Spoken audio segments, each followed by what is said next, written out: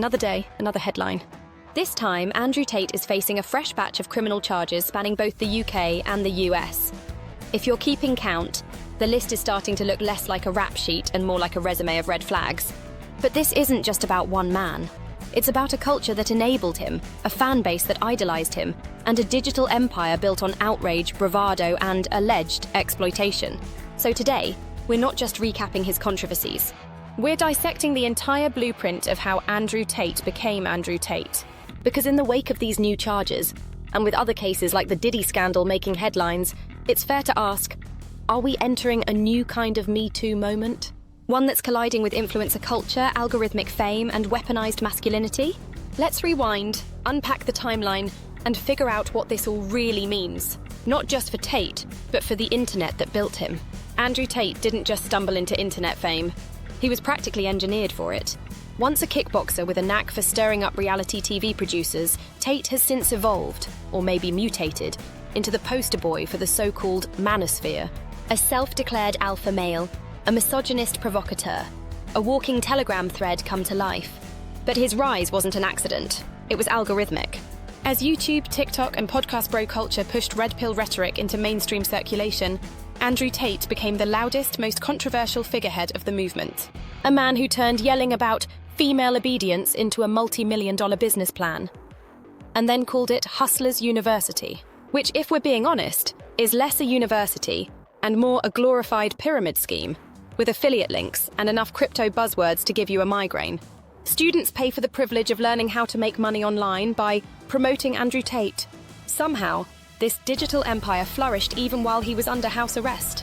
And now, after months of legal drama, both Tate brothers have been allowed to travel freely again. But here's where things go full conspiracy theory meets political thriller. There are whispers that the Trump administration may have quietly pushed Romanian officials to lift their travel restrictions. Allegedly, they reached out to grease the wheels for the Tates to enter the US again. And not long after that, rumors leaked from Mar-a-Lago of the brothers chumming it up behind closed doors with the president himself. So the question isn't just, who is Andrew Tate? It's, how did we let the manosphere make him a celebrity? And what happens when that influence reaches the halls of power?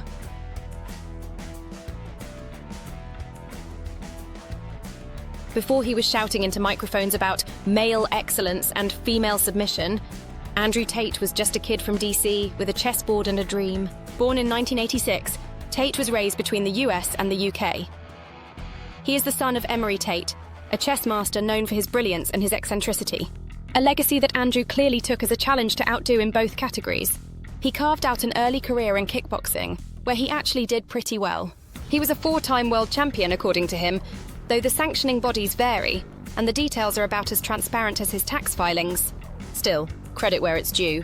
He could throw a punch and sell it with a smug smile. But his real breakout moment wasn't in the ring. It was on Big Brother UK in 2016. He lasted all of 5 minutes before being kicked off the show after a video surfaced of him hitting a woman with a belt. He claimed it was consensual roleplay. The producers claimed it was a PR nightmare. Either way, he was out. And that's when Tate realized something important. Reality TV was small potatoes. The real money, the real influence, that was online. What came next was a calculated transformation from C-list contestant to digital cult leader. He saw the rise of YouTube edgelords, red pill bros, and incel philosophy, and said, yeah, I can monetize that. And did he ever?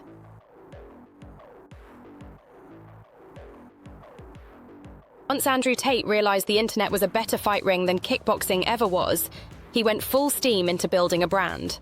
And by brand, we mean an endless stream of content yelling at young men to stop being beta and start buying Bugattis. His message? Simple, aggressive, and algorithmically potent. Women are property, feelings are weakness, and if you're not rich, it's your fault for not grinding hard enough. It was part motivation, part misogyny, and 100% designed to go viral. And viral he went. Clips of Tate flooded TikTok, YouTube, and Instagram. Most of them reposted by his own followers, who were incentivized to promote his content as part of Hustlers University, the crown jewel of the Tate Bro business model.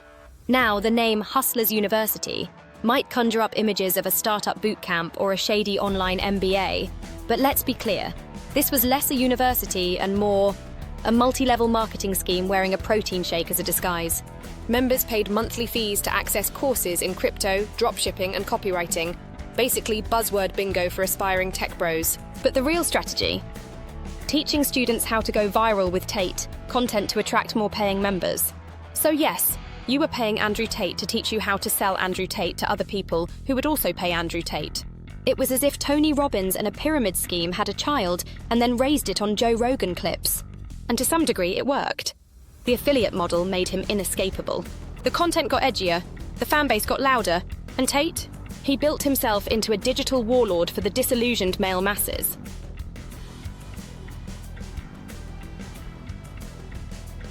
If Andrew Tate's rise was engineered by algorithms, his downfall started the old-fashioned way, with an early morning raid and a bunch of very serious men in tactical gear. In December 2022, Romanian authorities arrested Andrew and his brother Tristan as part of an investigation into human trafficking, SA, and organised crime.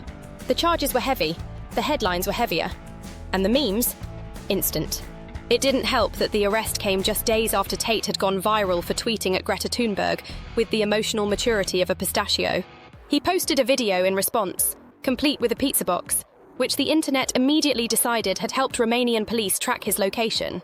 That theory has since been debunked, but let's be honest, it was too poetic not to believe for at least 24 hours. Back to the case. Romanian prosecutors allege the brothers recruited women under false pretenses, forced them into creating explicit content, and then profited off the material through coercion and manipulation. Essentially, they're accused of building a digital trafficking operation and calling it a business. The Tates, of course, deny everything. They've positioned themselves as political prisoners, martyrs of masculinity, and have leaned into that narrative hard. Live streams, rants, merch. You know, the usual fragile male ego defense strategy. While under house arrest, they continued producing content, including Tate's now infamous monologues about how drinking sparkling water makes you weak and depression isn't real. The irony? He was literally not allowed to leave his house. While he is spouting judgment about mental health and hydration practices, he's essentially been grounded like a 16-year-old sneaking in after curfew. Say what you want about sparkling water, at least we're not out here in danger of being sent to bed without supper. As of 2025, a Romanian court has ruled that the trial can proceed, and the case is officially moving forward. The charges haven't gone away, the questions haven't stopped, and the online cult of personality, still very much alive.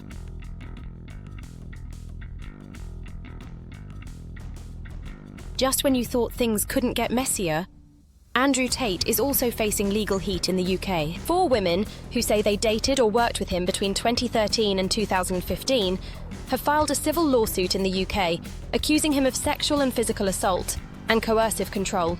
These aren't new allegations either. They came to police years ago, but they were never prosecuted. So now, the survivors are suing directly, making this the first case in the UK to test coercive control laws in a civil court. It's a big deal, not just legally, but culturally. Because if the case moves forward, and it looks like it will, we're looking at a precedent-setting moment for how the justice system treats manipulative abuse outside of criminal court. But here's where things start to feel like a deleted scene from House of Cards. While all of this was playing out, the Tate brothers, still facing trial in Romania, somehow had their travel restrictions lifted. No press conference, no grand explanation, just boom. They're on a jet. And according to several reports, it wasn't just a Romanian decision. There are whispers that the Trump administration applied pressure behind the scenes, rumoured diplomatic nudges to let the Tate brothers come to the US again. Not long after, unconfirmed accounts surfaced claiming the Tates were spotted chumming around Mar-a-Lago, which feels exactly like the kind of crossover event nobody asked for, but somehow makes way too much sense. At this point, you've got internet influencers, international law enforcement, civil rights litigation, and presidential entourages all in the same plotline. It's not just a scandal, it's the most toxic crossover event since Elon Musk went dark maga.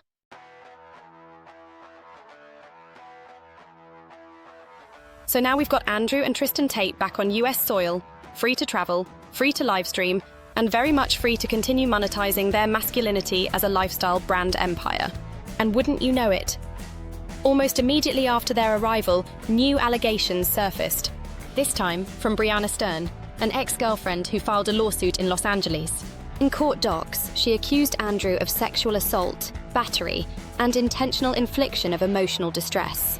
And while Tate's legal team denies everything, as expected, the number of accusations, countries involved, and legal cases stacking up is beginning to rival the number of Bugattis he allegedly owns.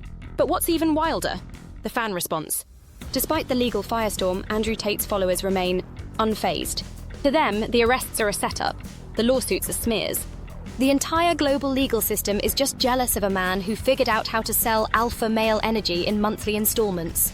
Even with charges pending, he's still treated like a modern prophet by corners of TikTok and YouTube.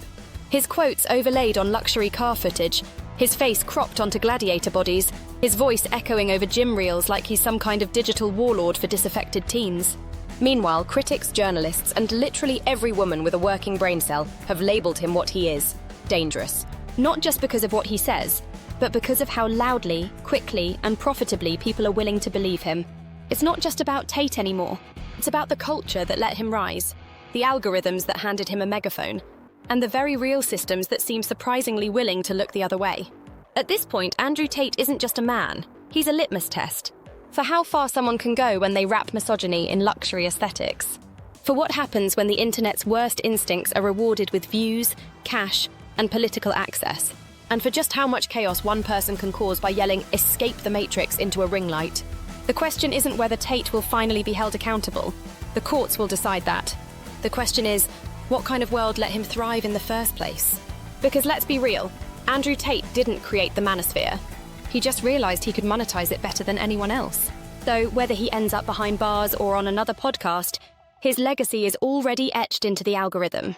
And what we choose to do with that, as viewers, voters, and exasperated citizens of the internet, is entirely up to us. Now it's your turn. What do you think? Is Andrew Tate a misunderstood entrepreneur, dangerous cult leader, or just a walking, talking case study in how not to build a personal brand? Drop your take in the comments, and don't forget to subscribe for more unapologetically deep dives into the scandalous, strange, and slightly unhinged corners of pop culture. This has been Inquisitive. Thanks for watching, and we'll see you next conspiracy.